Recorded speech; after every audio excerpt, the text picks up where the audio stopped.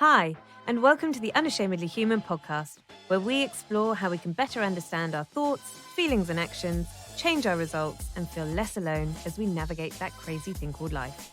My name is Emily Chadbourne, and I am a mindset coach, and I recorded this episode live in my free Facebook group, That Crazy Thing Called Life.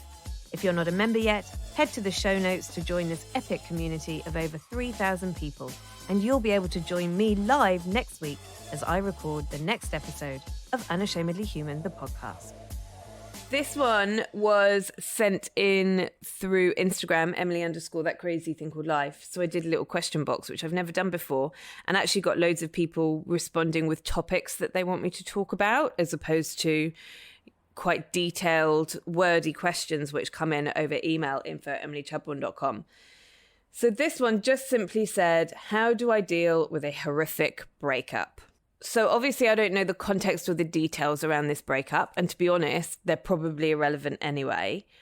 I don't know what you mean by horrific. I don't know if you mean he completely broke my heart, or she cheated on me, or we've been together for 20 years and there was a secret family. I don't know what the horrific necessarily means, but it's kind of inconsequential. I think whenever you are parting ways with another human being, whenever a relationship dissolves and concludes, it is always full of a sort of fraught energy. There's always some doubt, there's always some fear. Quite often there's a feeling of rejection. There is the splitting of the things, the splitting of the friends. There is the journey into self, where we have to redefine who we are again. There is the resetting of goals. Quite often our goals have been intertwined and interlinked with this other person's. And now all of a sudden, those goals are either redundant, or they look completely different, or they've completely disappeared and dissipated. And so we're kind of left with this vortex of future in front of us that doesn't feel good, that doesn't look the way that we thought it was going to look, that can be a little bit overwhelming.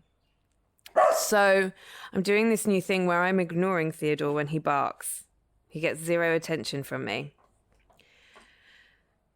Either that or I'll just kill him, one or the other. So I've got 7 things that I want to run through. By no means are these 7 things the extensive list.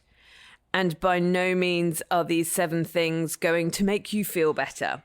Because what I know to be true about these sort of more shadowy periods of your life, when it feels a bit more clunky, when it feels really hard, it's like you're being called to draw on strength that you didn't know that you had. It's like the universe really tests you. How strong really are you? How much emotional resilience do you have? And in that test, it exposes the weak bits. That doesn't mean you are weak.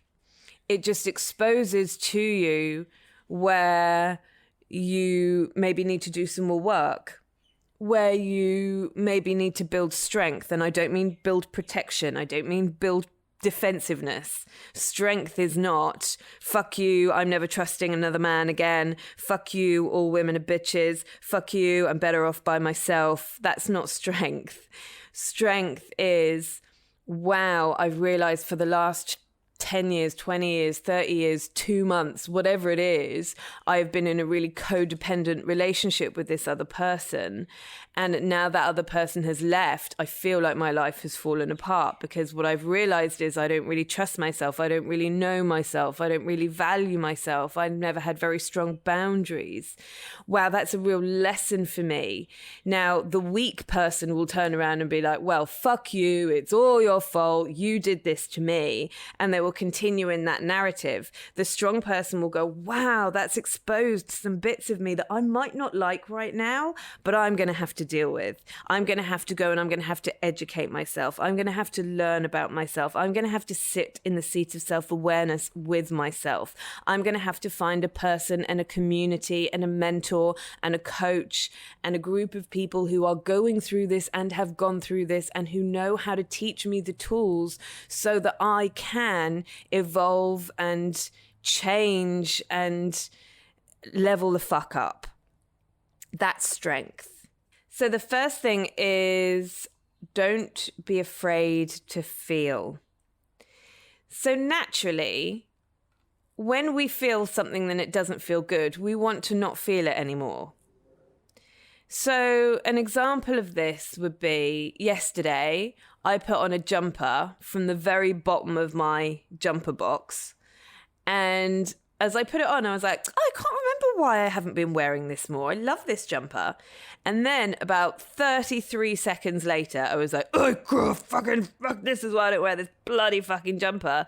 I had one of those really scratchy labels that like basically decimates the back of your neck. And what did I do? I chose to take the jumper off.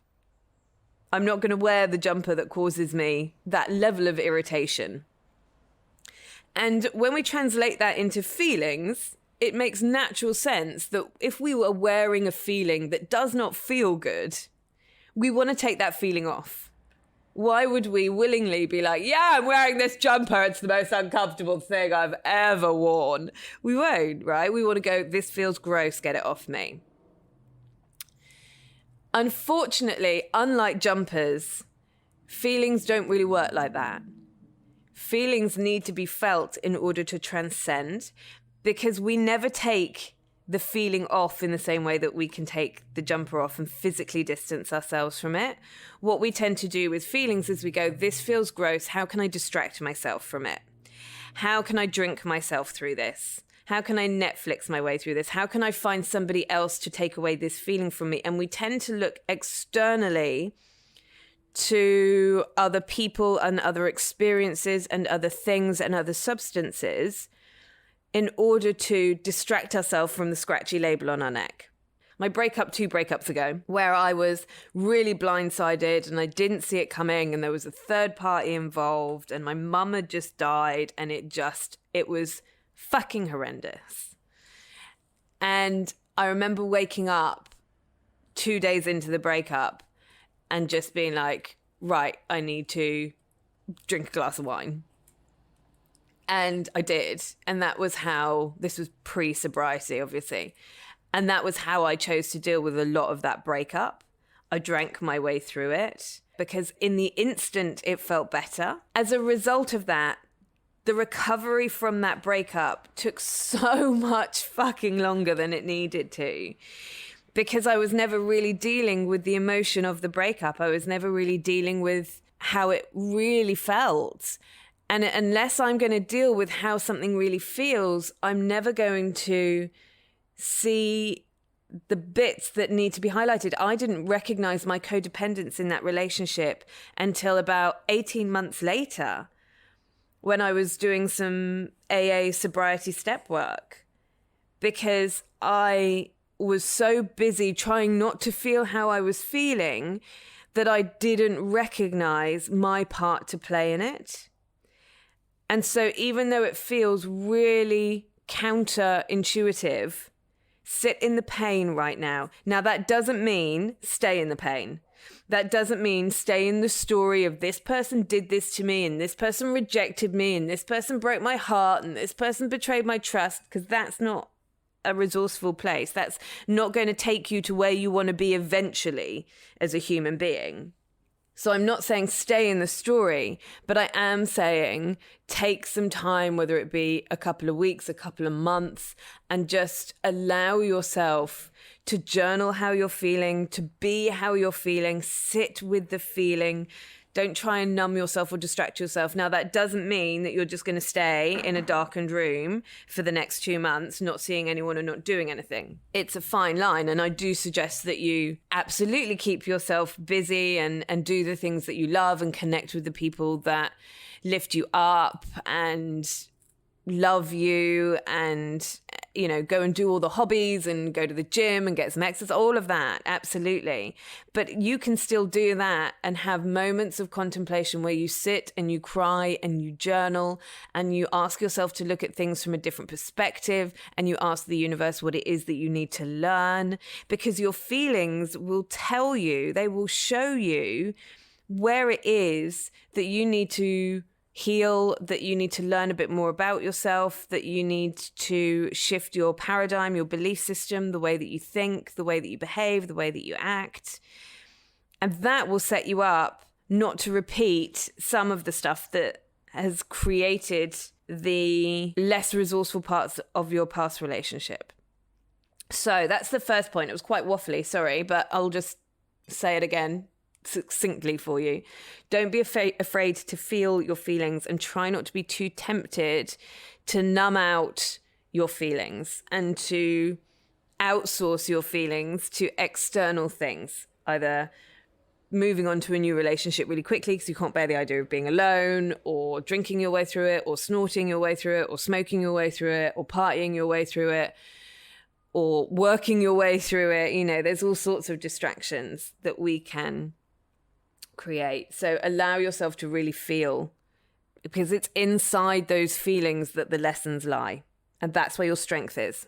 The second thing is zero contact, if it's possible. Now, I know that quite often breakups have children involved. And so obviously we want to maintain a respectful relationship with our ex, if nothing else. And we are going to have that contact. I know sometimes there are the division of the things, and maybe there's property together, or money, or assets that need to be split. And so it's not always as simple as, I need not to speak to you for a while. But when it is possible, my suggestion is that you go zero contact for a minimum of 3 months. The reason that I think that this works is that whatever has happened in your relationship and wherever you're at in life, you are going to need to learn how to be without that person. And from my own personal experience, and certainly through my observation, it takes much longer for an energetic separation from an ex when you are still speaking to each other, trying to be friends with each other, seeing each other socially, still wanting to be there for each other. Like, you're either splitting up or you're not splitting up. You kind of can't have it both ways. And especially if you are the person who's chosen not to end the relationship and your partner has, when you're in that kind of like, oh, well, we're still trying really hard to be friends, so we're still hanging out with each other and we're still checking in with each other, 110 fucking %, there's a bit of you that's going, please, let's get back together. Let him see how amazing I am. Let her realize she's made a mistake. 100% that's what's happening. So there needs to be a full separation. And yes, obviously there will still be dialogue if you've got children. There'll still be dialogue if you've got assets that need to be split. But in my experience, the best way to really cut that time, really learn how to be by yourself again, is to go cold turkey and cut the whole thing off. You will be energetically tied to your ex if you are still in contact with your ex. You can't not be. Even though that might seem quite appealing and quite safe and quite familiar, that will ultimately hinder your healing process, hinder your learning process, hinder your growth process, and push out the timeline between you healing from this relationship and calling in the next one. One of the comments that's just come in, oh my God, he's living on my couch. No wonder I'm emotionally drained. So emotionally drained. You're still in a relationship with him. 100%. You are still in a relationship with him. You are in the worst bits of the relationship with him as well. You don't even get the good bits of him. You're just getting the crappy bits, and you're preventing yourself from deeply connecting to that relationship that you have with yourself, so that one day, whenever that might be, you call in another relationship for yourself. So yeah, you're totally denying yourself by choosing the familiar. So that's the second thing. Third thing, don't believe your thoughts. When we are in the throes of a breakup, quite often, or not quite often, all the time, your brain goes into this kind of like weird, fucked up matrix where while you are sitting at home crying, your ex is like out there like some fucking pimped up prince, and he's on a yacht drinking champagne with girls clad in bikinis, or, you know, she's already moved on to the next relationship and she's running through meadows holding hands with this other chick, and you're sitting at home and it's grey and like black and white, like in the infomercials when they're using the old mop and there's water going everywhere and it's terrible, and they're living like the super steam mop where everything's easy and they don't have backache. And when we allow ourselves to believe that narrative, we increase the amount of pain that we feel for ourselves. And now we're dealing with a false set of emotion, we want to avoid dealing with false emotion, and we want to only try and deal with real emotion. And real emotion is, what is it that I know that is absolute truth? And what do I need to learn about myself? False emotion is, I wonder what he's doing and. So be very aware of false emotion. Be very careful of the story that you are telling yourself. And this doesn't just apply in relationships. This applies in every area of life. You know, you don't know what's going on behind the scenes. You don't know how somebody else is coping. You don't know what's going on in somebody else's life. You don't know what's going on anywhere outside of your 5 senses. You know very fucking little. And while you are in this sort of fantasy world of, well, you know, that one time 4 years ago at Christmas when he didn't get me what I wanted for my Christmas present, what was he doing? Was he seeing somebody else then? Like, as tempting as it is to allow your brain to start doing that, it's a really dangerous emotional battle that you are going to put yourself into, because you're fighting ghosts, you're fighting imaginings, you're not dealing with reality. So be really careful about your thoughts. Your thoughts are not true. Your thoughts about money are probably not true. Your thoughts about men are probably not true. Your thoughts are not true. They're not. They are imaginings. Never, ever, ever think with your mind. Think with your gut. Learning how to develop your intuitive perception and that internal knowing is a skill that I suggest that everybody undertakes. Yeah, so don't believe your thoughts. On that, one of the things that I found really useful was to sit down and write a list in a moment of clarity that I had about why it was a good thing that my ex and I had broken up. And basically it was like a list of all the things about my ex that really didn't work, or my past relationship that weren't really working. You know, even on that list, it was like, I don't want to be with someone who has hurt me the way that this person has hurt me, who has not communicated to me the way that this person has not communicated to me, that who's betrayed my trust the way that this person has betrayed my trust. Because I knew that there were going to be many times when my brain went to, oh my God, I just really, really, really want her back. And I just, you know, and I knew that my brain would do that. And I knew my brain would delete all of the evidence of why it was a good thing that we had broken up, and it would attach itself to all of this fake evidence as to why we should get back together. And so in that one moment of clarity that I had, I took the time to write down all of the things, all of the ways that my ex had actually presented, not the way that I had interpreted, but the way that they had actually presented to me. And then in future moments when I was sitting there being like, oh, my ex was the one and I'm never going to find, I took out that list and I was like, actually, hang on a minute. That's not the truth. The thought that I just had is not the truth, because I have all of this evidence to the contrary. If, like me, you love reading cool stuff, listening to interesting interviews, and hearing funny, quirky stories that feel really relatable, then sign up for my famous Friday emails. They're jam-packed with awesomeness, and if you sign up and you're not into it, you can always unsubscribe. Link in the show notes, and I look forward to being in your inbox on Friday. It's Friday! The fourth thing is to, when it is possible, I know lots of people have very busy lives and they have children and all of that jazz. I understand that.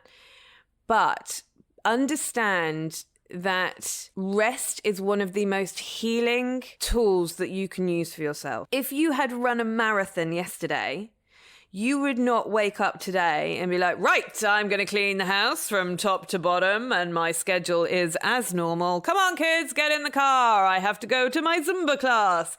You wouldn't. You'd be like, right, I'm running a marathon. So the day after the marathon, I'm clearing my schedule and I'm going to be lying down watching Netflix. And we understand that our physical output demands rest. What we tend to forget is that our emotional output is as energetically depleting, and that also needs rest in order to recover and recuperate. So right now you are going through a extreme marathon of mental exertion. So allow yourself to rest. It's okay that you're tired. I remember one morning in the throes of grief and a breakup, waking up, making myself a cup of coffee and being like, oh, I have to go back to bed. That's all I can do right now. Now, there is a massive difference between lying in bed all day and being like, I'm not going to do life, I'm going to stay in a depressed state, I'm never getting out of bed again, and listening to your body as you are going about your day-to-day life, and your body goes, whew, could do with a rest. And you go, I hear you, I love you, I'm in compassion with you. We're going to go and we're going to lie down. I'm going to read a book for half an hour. I'm going to speak to my friend lying on the bed, or I'm going to have a nap, or I'm going to chill out and watch an hour's worth of Netflix, or whatever it is. There's a massive difference. So don't confuse the two. Don't be like, oh, Emily said I should lie in bed all day. Fuck it. Not going to work. Massively different between like being depressed and going about your day-to-day life, but having the compassion with yourself to understand that you might be a bit more tired. You might need to prioritize sleep a bit more. It's okay that you have a nap. Maybe you don't go and do a Zumba class. Maybe you just do a 20-minute soft, gentle yin yoga class. You know, on that idea of rest, make sure that you are really nurturing your physical body, because your physical body encases the energetic body, which is working fucking overtime right now. Your emotional body is fucking exhausted, and it is doing everything in its power to transcend, transmute, experience, release, heal. So, like, help it out by nourishing yourself well, by drinking lots of water, by getting outside and having big, massive gulps of air, by being in nature when you can, and by listening to yourself and allowing yourself to rest. It's so important. That's not some outskirts, flippant mumbo jumbo. Life is so simple when you break it down. What do you need ultimately to get through this horrific, shitty time? You need rest, you need water, you need some fresh air, and you need to be in compassion with yourself. Number 5, really learn your lessons. And I've touched on this in some of the previous points, but it deserves its own number. When I say learn your lessons, I mean really sit in self-reflection. And there is a massive difference here between responsibility and blame or fault. You might not be to blame for the fact that your ex, I don't know, cheated on you, or that your ex lied to you. You might not be to blame for that. It might not be your fault, although with time you may look back and be like, oh God, I really wasn't honest with him then, or, you know, I was a real closed book to her. I wasn't emotionally available to her then. That might be a lesson that comes up for you. But you don't have to take on somebody else's behavior.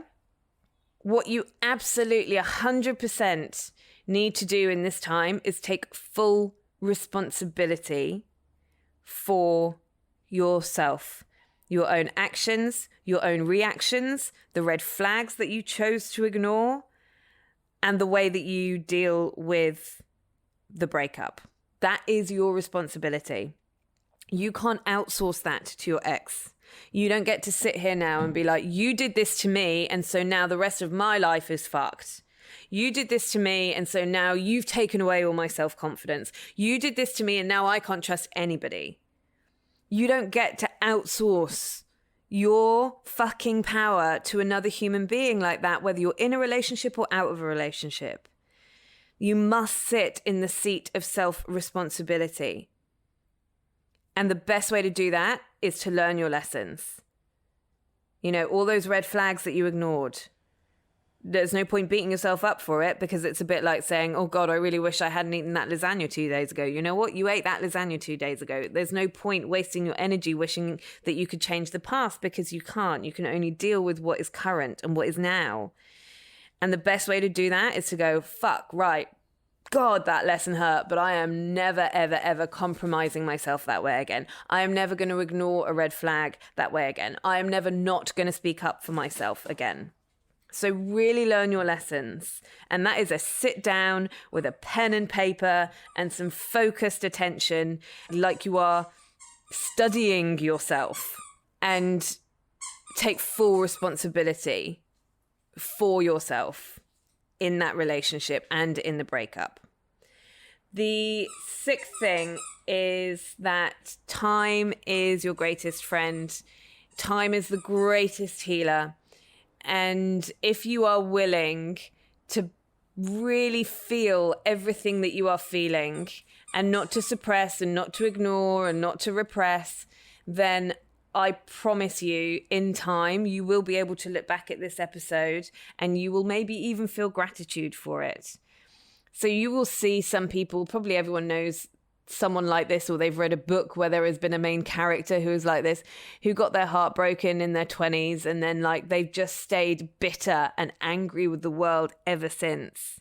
That person has not allowed themselves to think expansively. They have not taken full responsibility, and they have not learned their lessons through experiencing and transcending the hard emotions that come with their experience. And as a result, they have trapped themselves in bitterness, and time will never heal them because they will not allow the healing to take place.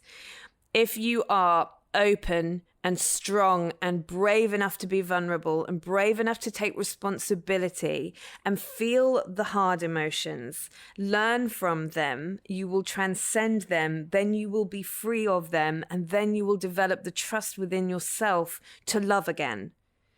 I look back on not necessarily my ex, but the ex before that, when I really got my heart like down the throat, ripped out. It was grim. And I look back at that time now, and I am nothing but grateful for that experience.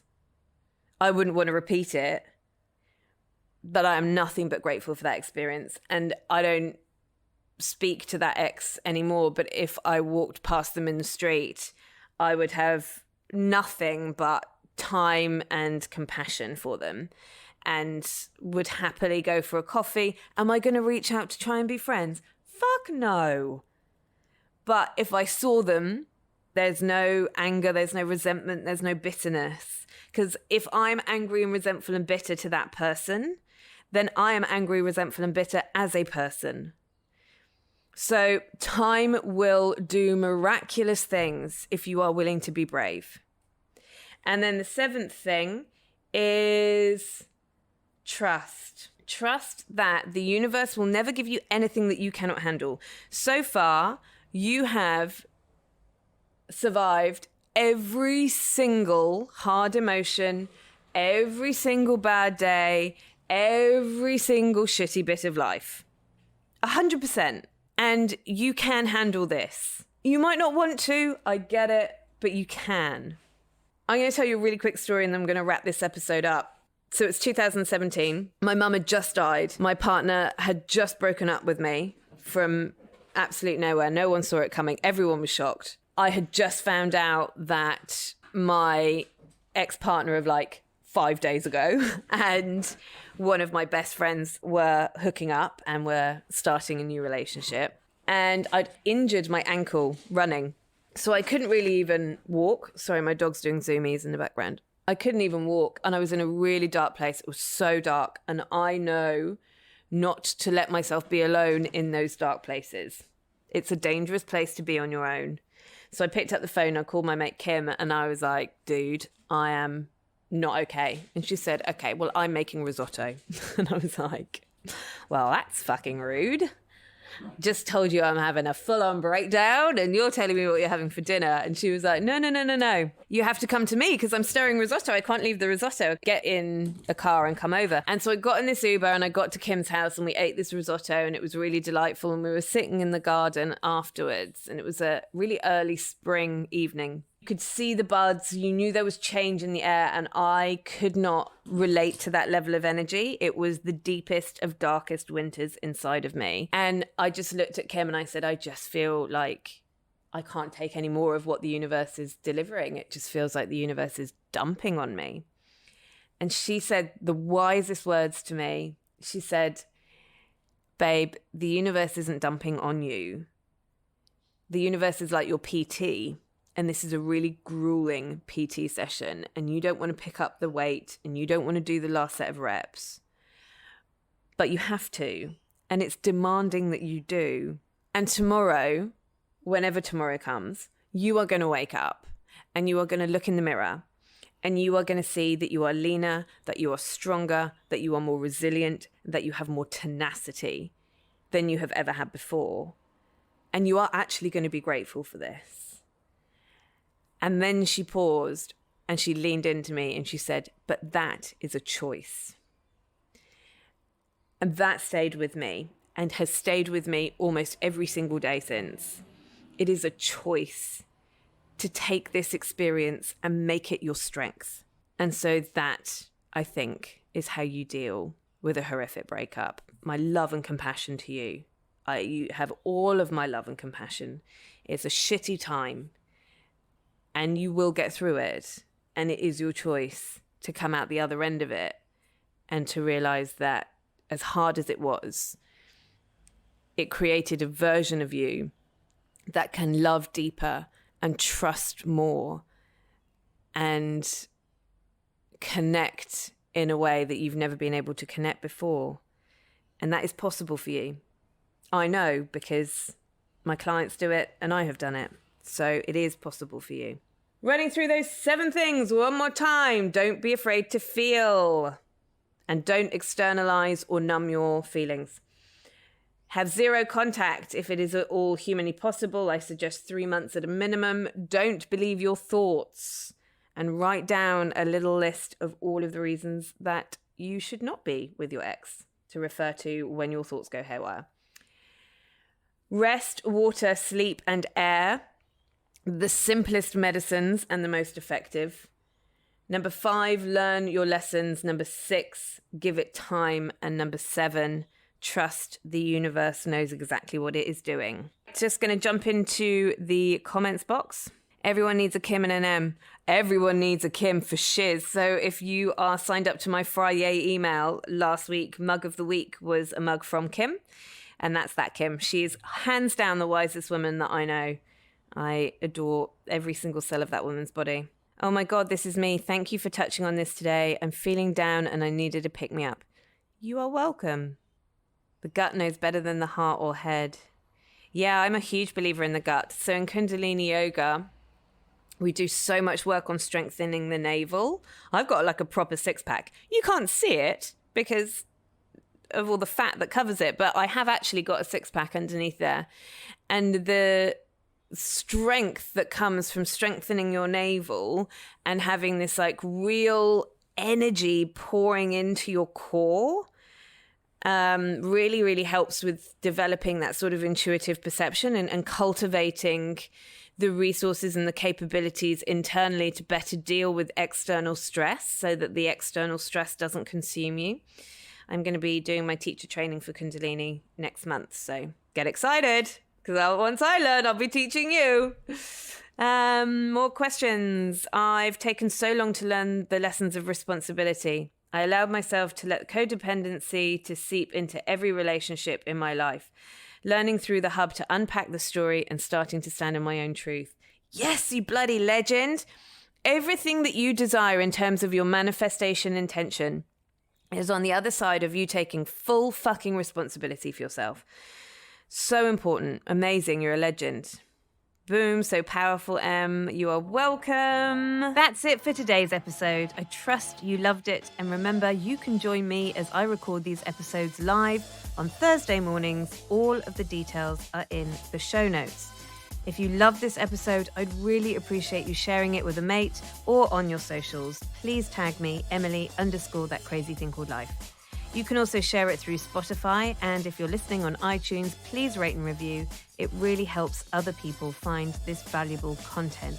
And as always, nothing beats a good bit of word of mouth, does it? So you let Barbara down the road know that she should have a little listen to this episode. If you're interested in joining the Unashamedly Human Hub, my global coaching community, check out the link in the show notes. See you in the next episode and keep being brave.